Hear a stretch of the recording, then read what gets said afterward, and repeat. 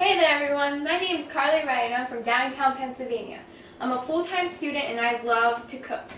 I met Miss Paula a few years ago at a local book signing and I fell in love with her instantly. She's so sweet and down to earth. She loves people and she loves to cook and she brings the two together so well and she has taught me to do the same thing. Today we're going to be making buffalo chicken bites that features, of course, the Philadelphia cream cheese.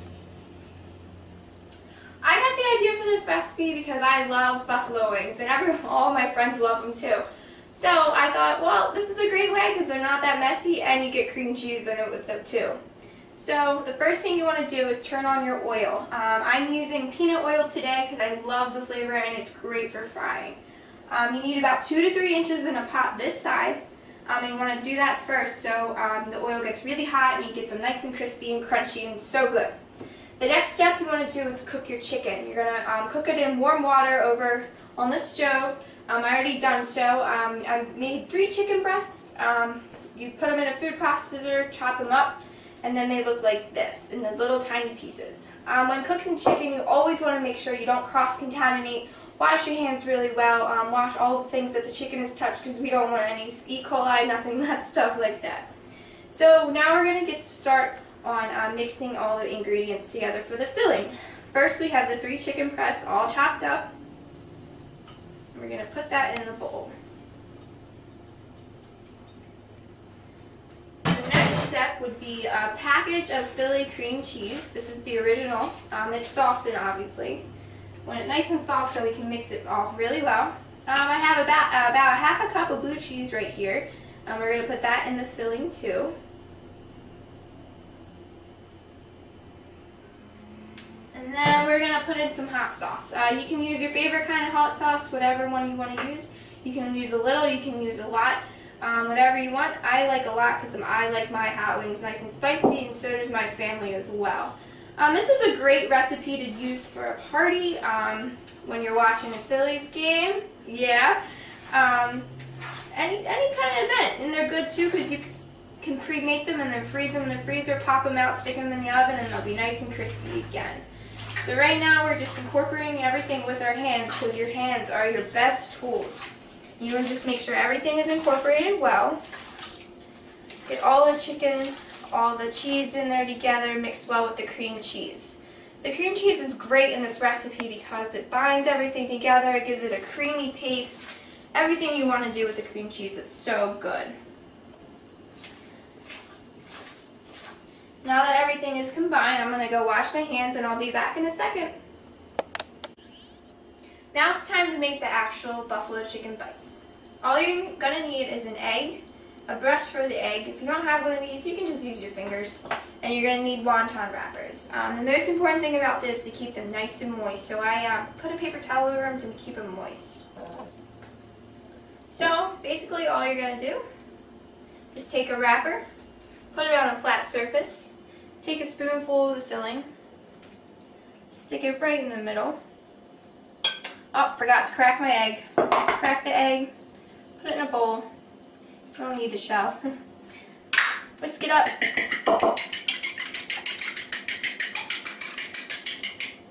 And this is the egg wash. The egg acts as the glue.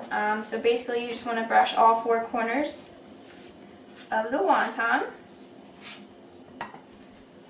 Bring them 2 together, bring the other 2 up together, kind of all squeeze them all together, and then they all stick with the egg, and now you have a little bite.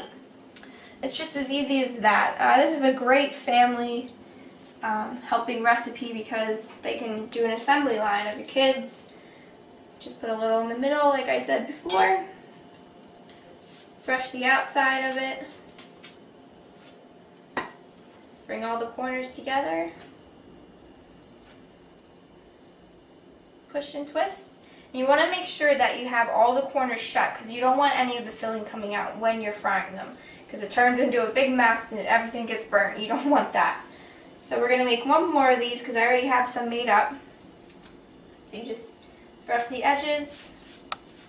If you don't have a brush, you can use your fingers just as easily.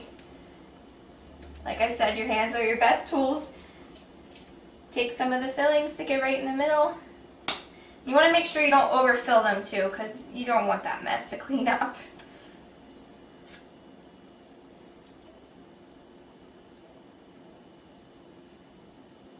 Stick it all together, and there you go. You have a little bite.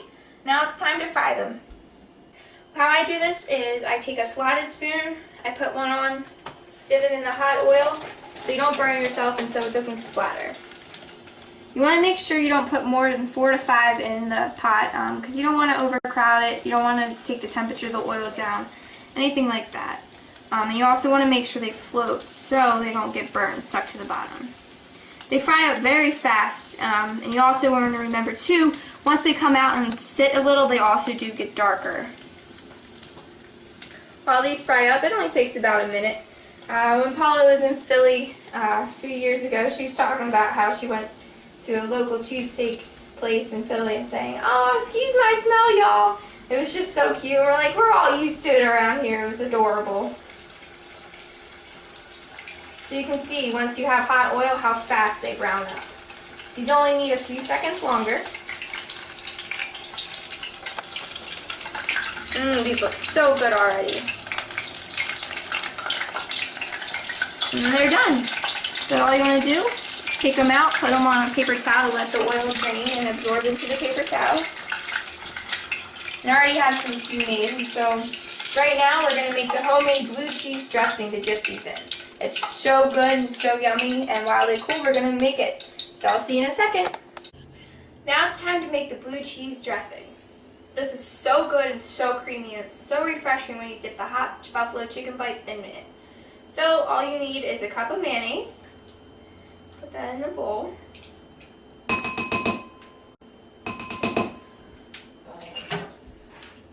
You need a 1/4 cup of sour cream. I like this because it gives it a little tang. A 1/4 cup of blue cheese. And a 1/4 cup of heavy cream. Miss Paula would be very, very proud with that ingredient. Put this in the sink.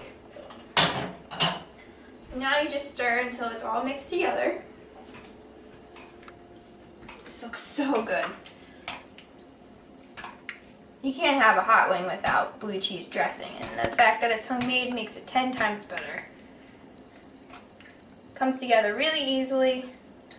Now we're going to plate it. I already have some pre-made ones here. All you're going to do is put it in the bowl.